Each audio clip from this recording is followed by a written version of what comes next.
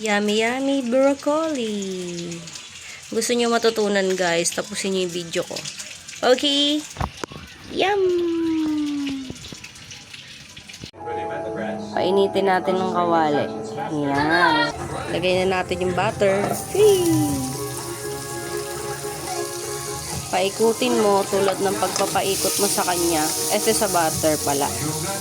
Yan. Paikutin mo hanggang matunaw. Okay na, tunaw na. Lagay na natin ang bawang. Siyempre yung sibuyas. Sutayin mo ng konti. Lagay na natin ang baboy. Haluin mo lang din ng konti hanggang sa maluto. Takpan natin. Lagyan natin ng lemon pepper seasoning. Yan. Parang walang nalaglag ah.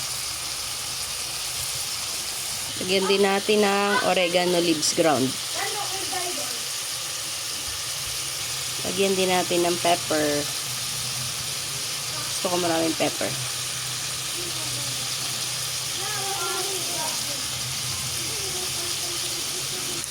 Lagyan din natin ng liquid seasoning ng original, yung Knorr. Konti lang. Tapos, haluin mo ng konti. Lagay na natin ang mushroom. Yung nakakat na siya. Ayan. Dinrain ko na rin yan. Halo konti.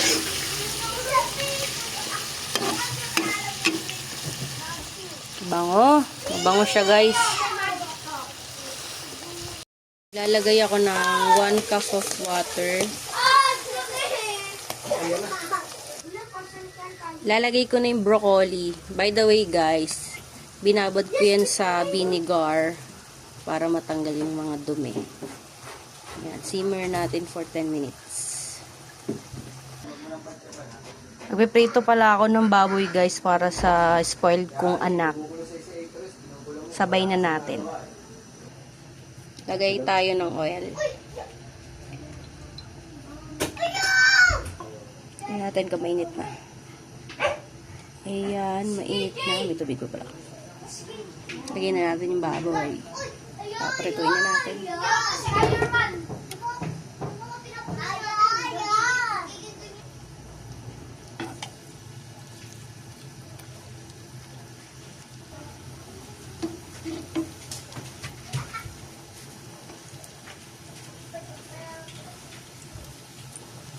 Balikan natin yung ating broccoli.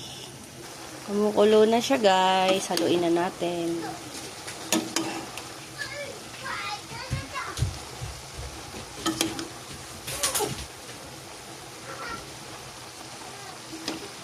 Pag medyo half cook na siya, paglagay tayo ng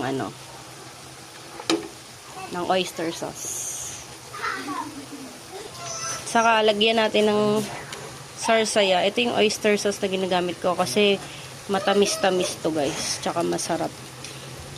Ito yung pinaka-the best na oyster sauce na natikman ko. Sarsaya, baka naman. Lagyan natin ng 2. 1, 2.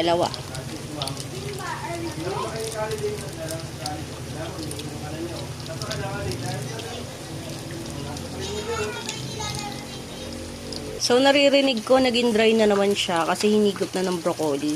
Maglagay ulit tayo ng half cup ng water. Uy, mamaya ka na tamalsik! Ang sakit! Balik tayo sa broccoli niluluto ko. Haluin natin.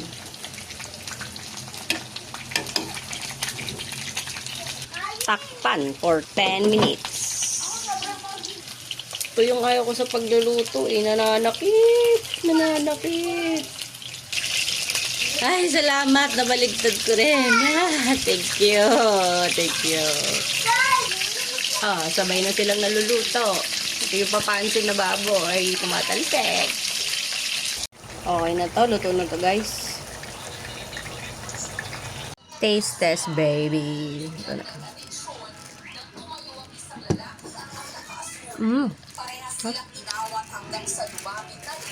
Sarap, guys. Magluto ka na. Pamahalin ka naman ng asawa mo. Sabi.